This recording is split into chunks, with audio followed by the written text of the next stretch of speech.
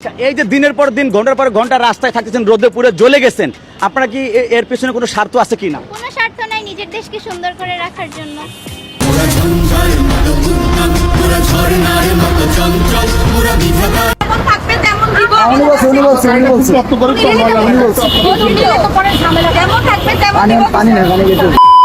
হে অস্থির বাঙালিরা, সবাই কেমন আছেন? আশা করি সকলেই ভালোই আছেন। আজকের ভিডিওতে দেখবেন আন্দোলনে ভাইরাল হওয়া সুন্দরী ট্রাফিকদেরকে নিয়ে, তাই শেষ পর্যন্ত না দেখে যাবেন না।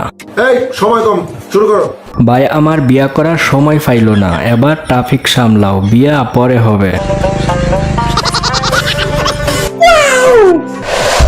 বান্ধবীর মনে হয় অনেক কষ্ট হয়েছে, তাই বৈশা তাইকে ট্রাফিক সামলাইতেছে। তোমাকে বিয়ে করতে চাই। এইরকম সুন্দরী যদি ট্রাফিকের দায়িত্ব পালন করে, তাহলে তো রাস্তার চারপাশে সবাই বসে থাকবে। ওরে পাগল হয়ে যাব আমি, পাগল হয়ে যাব। হায় হায়, এইভাবে সুন্দরী মেয়েরা যদি ট্রাফিক সামলা, তাহলে ছেলেরা তো রিক্সা কিনে মাঠে নামবেই।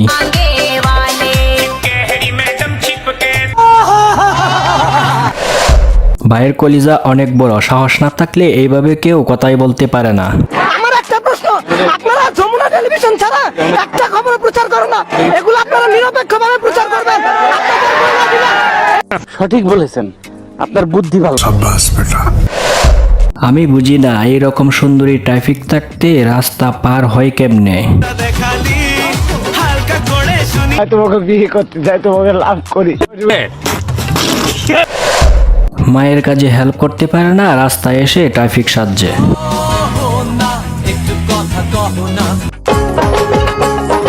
এমন সাজে সাজলো সুন্দরী জমেলায়, হায় হায় ইতনা সুকুন। হে বন্ধুরা, এরকম অস্থির অস্থির ভিডিও দেখতে চাইলে চ্যানেলটা অবশ্যই সাবস্ক্রাইব করে পাশেই থাকবেন। দেখা হবে নতুন কোনো ধামাকা ভিডিও নিয়ে।